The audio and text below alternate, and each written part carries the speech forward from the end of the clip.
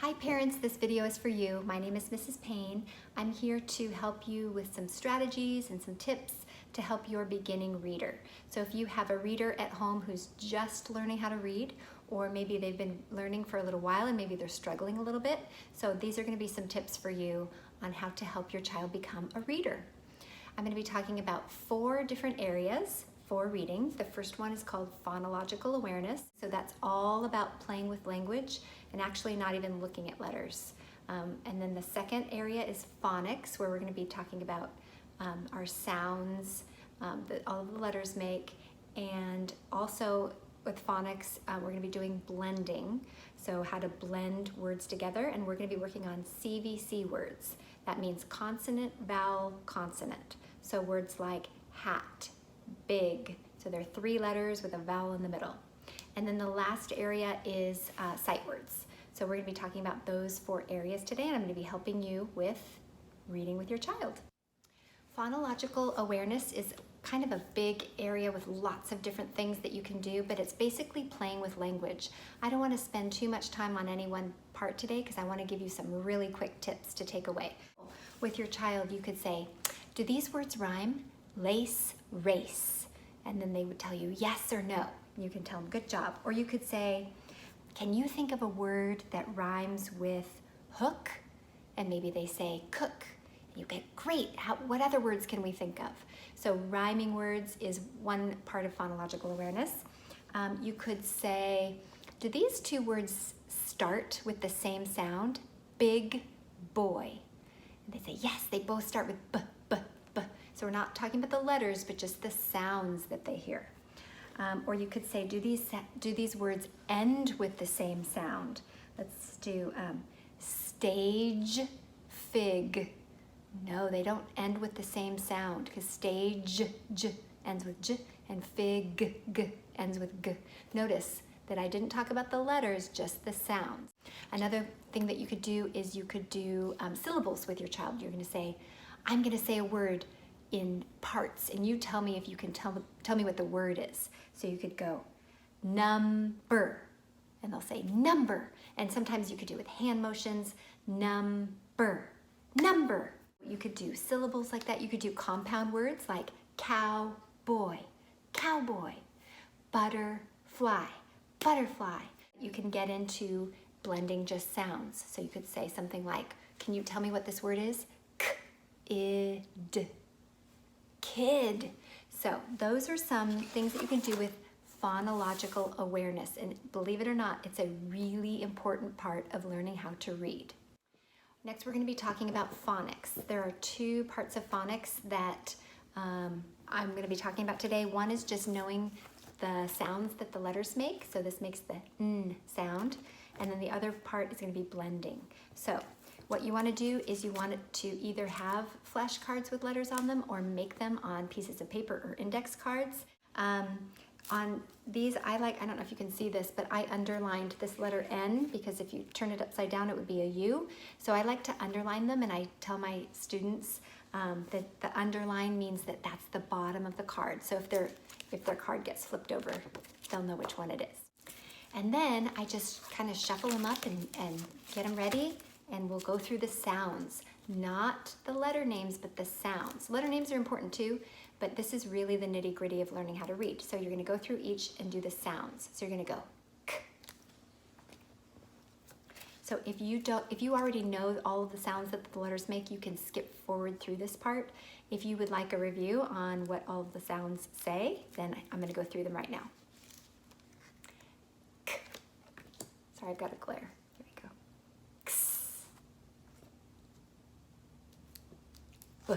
It's backwards to me.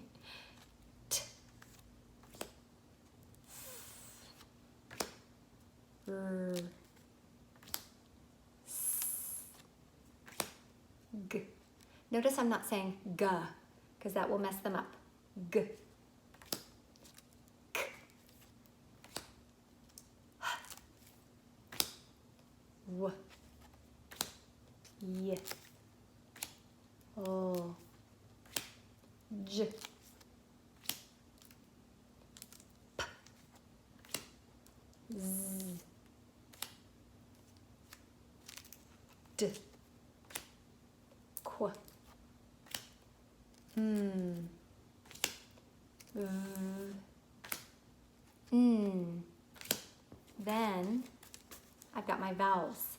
Vowels are the trickiest for kids to learn because they are so close in sound. But you really want to make sure that they are putting their mouth in the right position and that they know these sounds because these are going to be in every word. Here we go. Eh, ah, I, ah, and those are the vowels. So we've done phonological awareness where we play with language. We started phonics with knowing the sounds that the letters make. Now we're gonna move on to phonics with blending. We're gonna start with short A words. These are called CVC words, consonant, vowel, consonant. And so that vowel is in the middle. So they are words like this. They are all able to be sounded out with the sounds that I just went over.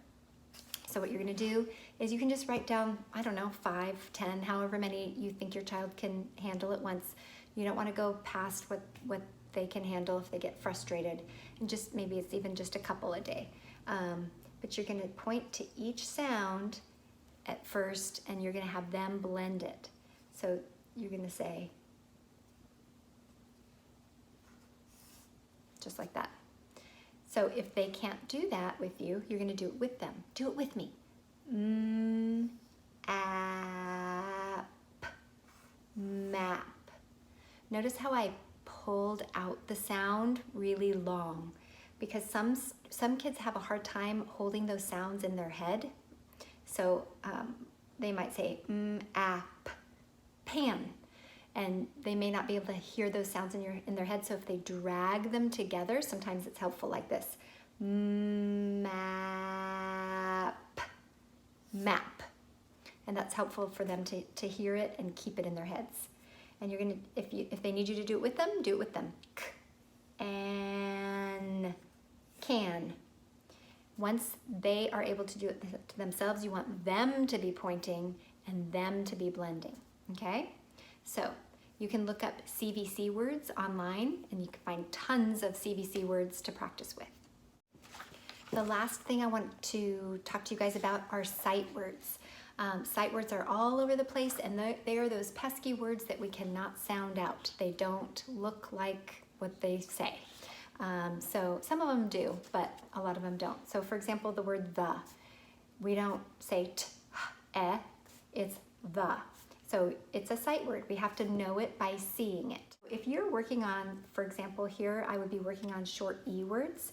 Here are my CVC words, ed, and I'm gonna throw some sight words in there so that, and I'm gonna underline them so that my child knows those are sight words, those are words that I'm not necessarily gonna be able to sound out, that I should kind of know them by seeing them, okay?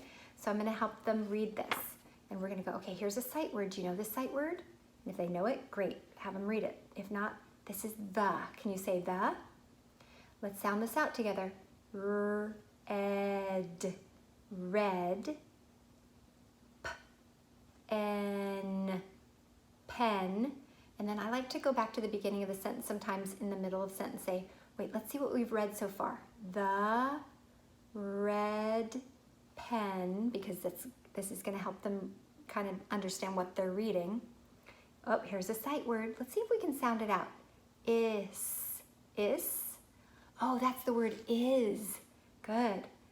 There's another sight word. Let's see if we can sound it out. On.